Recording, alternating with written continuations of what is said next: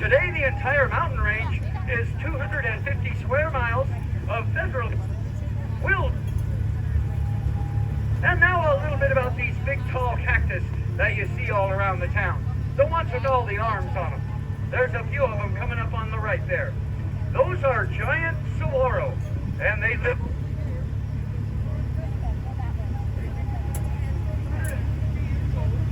And they don't grow their first arm until they're about 75 years old. Coming up on the left side, these weird-looking cactus with all the green fruit hanging off them are called jumping cholla. And if you look closely, you'll see bird nests up among the thorns on those cactus. Those are made by Arizona's state bird, the cactus wren. I'll never figure out how they do it, though, without stabbing themselves to death. Also on the left, up on that little hillside, you'll see some smaller cactus that look a little bit like Mickey Mouse ears. Those are prickly pear, and they produce a fruit that people use to make all sorts of jams and jellies and candy and syrup and ice cream and even a pretty good margarita, believe it or not. They make a real nice prickly pear fudge over at the Mercantile, too. They'll give you a free sample if you stop in there. On the right side, here we have an old steel head frame from the early 1900s. They would use that steam-powered winch to haul that bucket full of gold ore up out of the mine shaft. Then they would dump the bucket down that chute to fill up the ore cars. Then they'd haul the ore cars off to a place called the stamp mill, where they would crush the ore and separate the rock from the gold.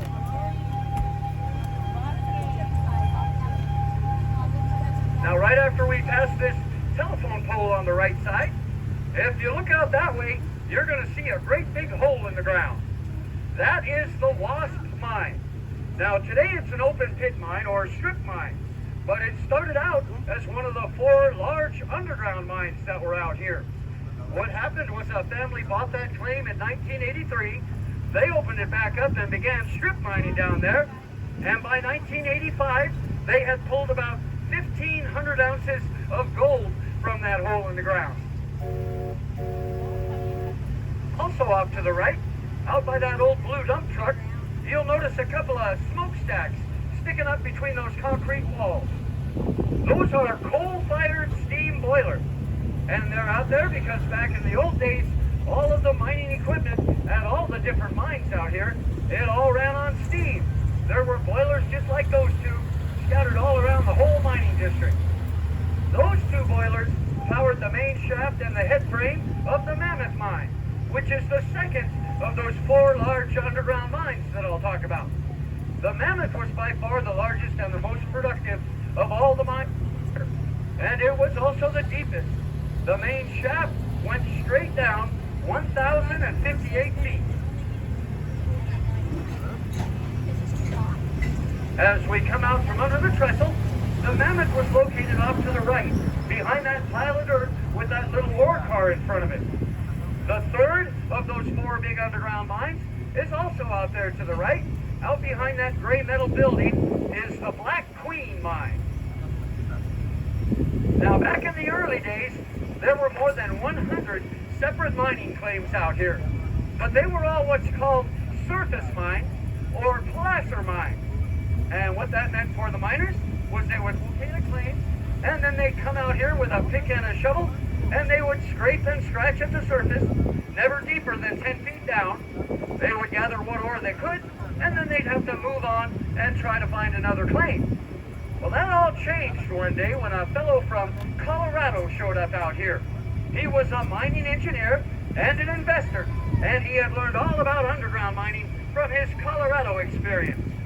So he looked around down here, he liked what he saw on the surface, and he bought the 4 biggest mines out here and converted all 4 of them into underground mines. And that's what really started the gold boom here at Goldfield. Underground mining was a lot more efficient and productive, and it was a whole lot more profitable than surface mining. Now, the 4th one of those big underground mines was called the Bulldog Mine, and it was located out ahead of the train, beyond those power lines, at the left end of those hills out there, where that great big boulder is sticking up. That's about where the Bulldog mine was. And they say that that boulder used to actually look like the head of a bulldog. In fact, you can still kind of see the ears on it. Well, one day some of the miners got a little bit rambunctious and they went up there to play with their dynamite and they wound up blowing the whole face right off that boulder. There may have been some liquor involved. Nobody knows because they never caught those guys.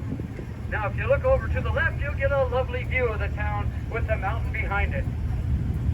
The prospecting actually started out here in the 1880s, but very few people were brave enough to come out and try their hand at it because Apache Indian raids were still fairly common back then, and this whole area was well known as a dangerous place to hang out. A couple of brave souls did venture out here though, and they did find some gold. And by 1891, the Apache raids had subsided and word had gotten back to civilization about the gold strikes happening out here. And all of a sudden, people just started to flood into the town. It seemed like everybody was coming out here from everywhere to see if they could get in on a little bit of the action. And so the town began to grow. And it grew very quickly until at one point, there were 3 saloons operating here, along with about 30 other businesses. They had the mercantile store, of course, and they had a blacksmith shop and livery stable and a boarding house. They had a butcher shop and a bakery and a brewery, too. They even had a one-room schoolhouse for their children. The population at that point was around 1,500 people. And of those 1,500, about 500 were the actual miners. But the miners and their families really didn't live in the town proper.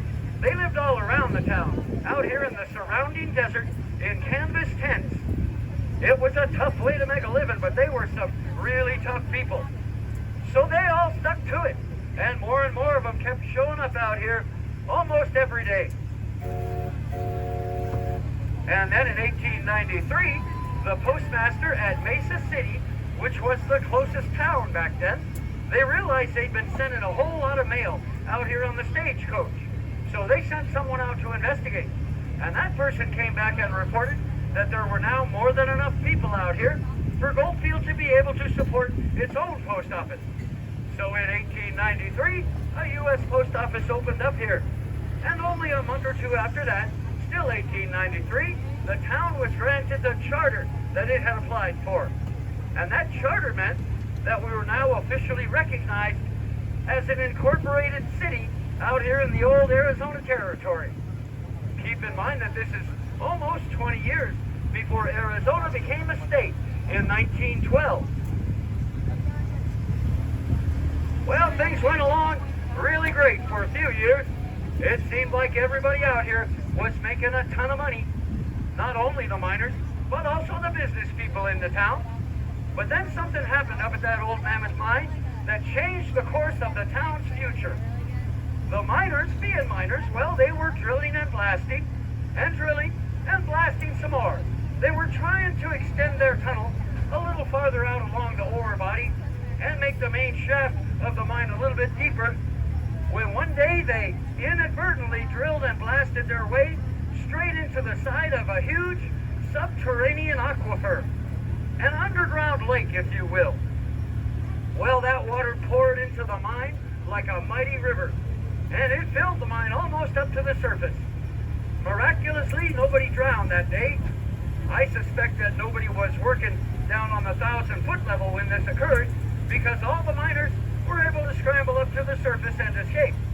However, things looked really bad for the mammoth mine. They tried and tried to pump all that water back out, but no matter what they did or how many pumps they put on the job, the water just kept coming in faster than they could get rid of it. And eventually they had to decide that there was just nothing more that they could do for the mine. And really the only option that remained was simply to shut it down and walk away. So the mammoth mine was abandoned. But our intrepid friend from Colorado, he wasn't done yet. He still had his other 3 mines. So he pulled his people off the mammoth and he sent them out to his other mines and put them to work there to see if they could expand and improve those operations. And that worked out real well for a time. But eventually, one by one, all 3 of those remaining underground mines ran into the same underground aquifer, and one by one they all flooded and also had to shut down. So now all of a sudden things are looking real bad for the whole town, because all the underground miners, they just up and left. And the surface miners had scraped up about all the surface that they had legal claim to, so they were taken off. And that meant that the business people in the town no longer had anybody to buy their wares or do any kind of business with. So they started closing their shops and packing up and moving out.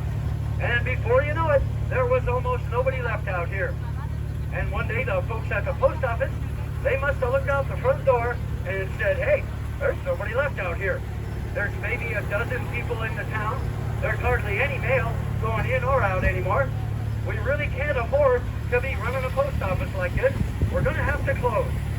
And so in 1898, only 5 years after it had opened at the peak of the boom, Goldfield Post Office shut down and Goldfield officially became a ghost town. Well, we're just about back at the station now, so I want to thank you folks for riding along with us today.